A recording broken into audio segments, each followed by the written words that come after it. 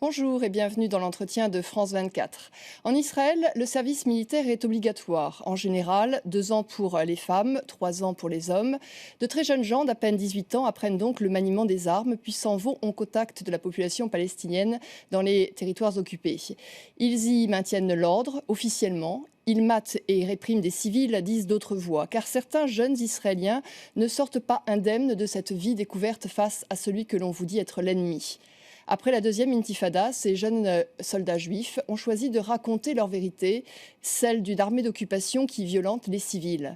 Ils s'appellent Breaking the Silence et ont publié un livre de témoignages, aujourd'hui traduit en français, le livre noir de l'occupation israélienne.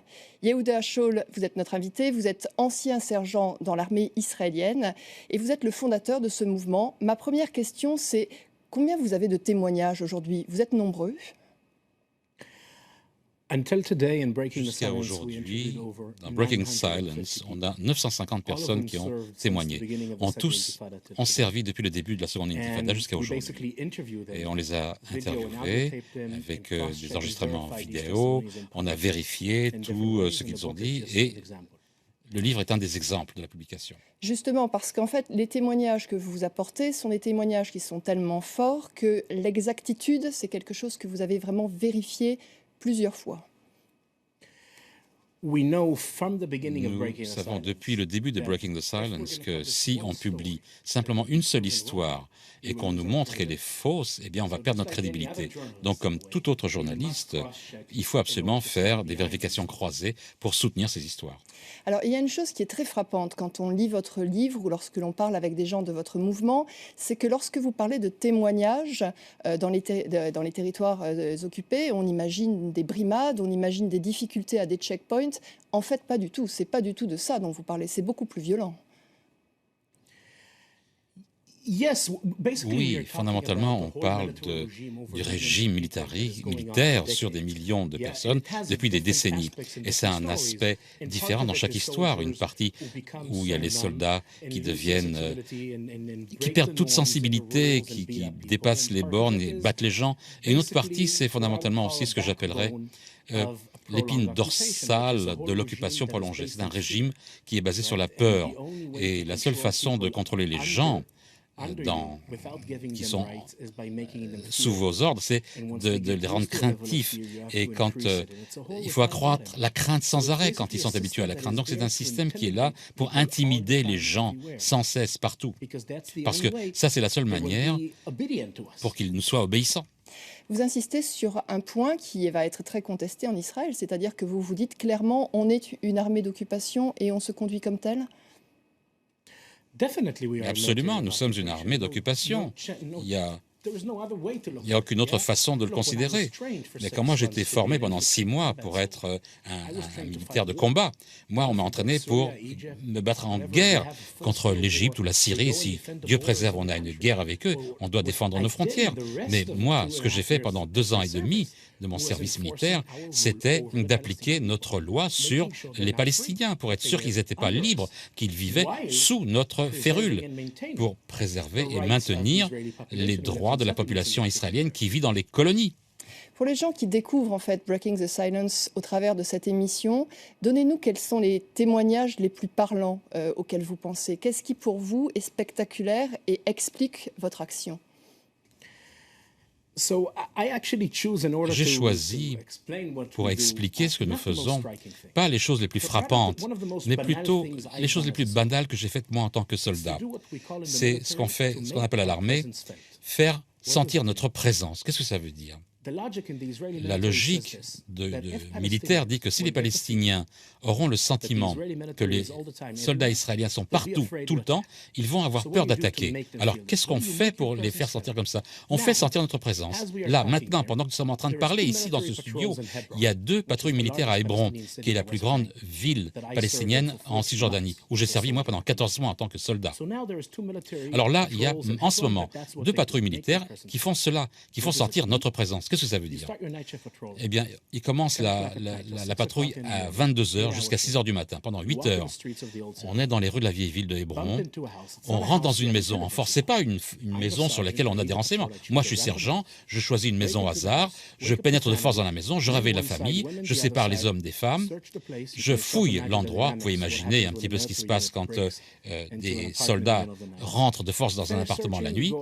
Et on a terminé cette fouille, on envoie des grenades choc, on fait du bruit, on va dans une autre rue, on rentre dans une autre maison. Et c'est comme ça qu'on passe ces 8 heures de patrouille, 24 heures sur 24, 7 jours sur 7, depuis septembre 2000, du début de la deuxième intifada jusqu'à aujourd'hui. Ça n'a pas arrêté pendant une seule seconde.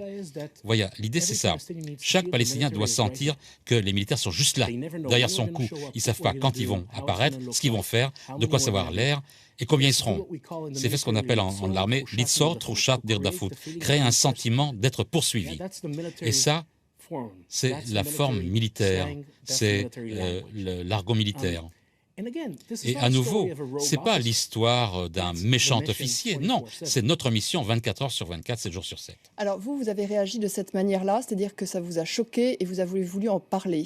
J'insistais sur le fait que ce sont des jeunes personnes qui sont au contact des Palestiniens dans les territoires occupés, qui sont en train de faire leur service militaire.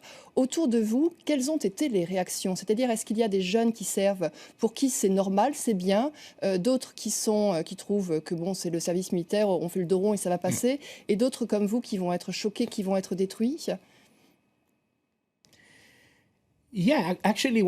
En fait, une des raisons principales pourquoi les gens ne veulent pas témoigner dans Breaking the Silence, vous savez, on va voir des anciens combattants, on leur demande de témoigner. Il y a beaucoup de gens qui disent non, pas parce qu'ils ne sont pas d'accord avec nous, c'est parce qu'ils veulent enterrer cette partie de leur vie. C'est une partie dont on ne veut pas qu'elle soit vivante en vous. Donc, d'une certaine manière, quand on s'est appelé Breaking the Silence, briser le silence, ce n'est pas le silence de notre société seulement qui s'occupe de ce qui a été fait en notre nom, mais aussi le silence des soldats individuels qui font cela, qui l'ont fait. Venir, parler, voilà ce que nous avons fait. Et c'était mal. Critiquer ça d'un point de vue moral. Et comment réagit la société israélienne? Comment réagissent les politiques israéliens? Vous êtes traître à la nation ou au contraire, on considère qu'il faut dire ce qui se passe? Je crois qu'avec ce gouvernement que nous avons en ce moment en Israël, qui est le gouvernement le plus à droite qu'Israël ait jamais eu, on voit de plus en plus de tentatives de tenter de réduire l'espace de la société civile pour laisser la place à la politique dans ce pays. Et je crois principalement Breaking the Silence.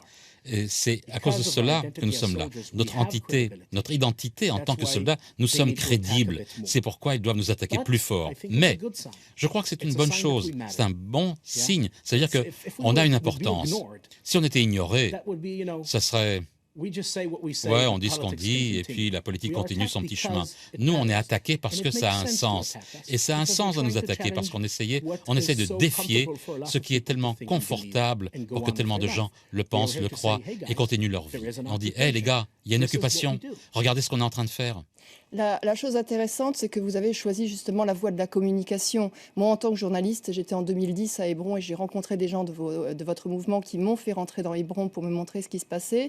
Cette communication, vous l'avez aussi par les livres, c'est-à-dire un livre en anglais, un livre qui est traduit en français, qui est traduit dans beaucoup d'autres langues. Vous trouvez effectivement qu'il y a un appétit médiatique, un appétit de curiosité, de connaissance aujourd'hui ? Je dirais que dans les médias israéliens, malheureusement, non, il n'y a pas assez d'espace pour ce genre de voix qui est la nôtre. Tout d'abord, je pense parce que chaque journaliste israélien est tout d'abord un Israélien. Et la dernière chose en quoi les Israéliens veulent croire, c'est que voilà ce que nos forces militaires font. Vous savez, critiquer l'armée israélienne d'ici, de chez vous, c'est bien. Regarder à travers la fenêtre, c'est très facile. Mais de se regarder soi-même dans le miroir, là, ça devient difficile. Et c'est pour ça qu'il est tellement difficile pour notre société de poser les bonnes questions, celles que nous posons. Et c'est la raison pour laquelle on dit toujours dans Breaking the Silence, ça ne sera jamais populaire, notre mouvement, parce qu'on pose un défi à la nature humaine. On demande à notre société de se regarder dans le miroir et de voir la pire partie de ce que nous sommes. Et ça fait 46 ans d'occupation militaire qui efface et qui marche sur les gens et qui efface la dignité des gens. Donc, les militaires israéliens évitent, la société israélienne préfère fermer les oreilles, fermer les yeux, ne pas le voir. C'est la nature humaine. Et notre lutte en tant que gens qui pensent que notre société doit faire face au défi le plus amer qui soit, c'est l'occupation continue. Notre lutte est de forcer notre société à en discuter. Alors, pour finir, juste une question, puisque vous dénoncez, vous devez aussi avoir un regard constructif. Qu'est-ce que devrait faire aujourd'hui l'armée israélienne dans les territoires palestiniens et comment est-ce que vous voyez l'avenir ? Le seul futur que je puisse voir, le seul avenir que je puisse voir pour les deux parties est de vivre côte à côte en dignité et en égalité. L'idée d'un régime militaire qui gère un autre peuple, c'est pas possible. Ça, c'est absolument annulé. C'est quelque chose qui doit avoir une fin. Ça doit arriver, ça devait arriver à une fin il y a 46 ans. Toute autre chose, c'est les hommes politiques qui doivent décider. C'est pas, moi, je suis pas là pour donner une carte. Mais donc, c'est mauvais stratégiquement pour notre parti, pour notre pays, ça détruit notre morale, ça détruit le professionnalisme de l'armée, cette occupation. Et tout d'abord, ça vide les Palestiniens de leur dignité auquel ils ont droit, tout comme nous. Merci beaucoup Yoav Shaul pour ce témoignage que vous nous apportez aujourd'hui, donc avec ce livre, le livre noir de l'occupation israélienne par le mouvement donc Breaking the Silence. C'est la fin de cet entretien. Bonne suite de programme sur France 24.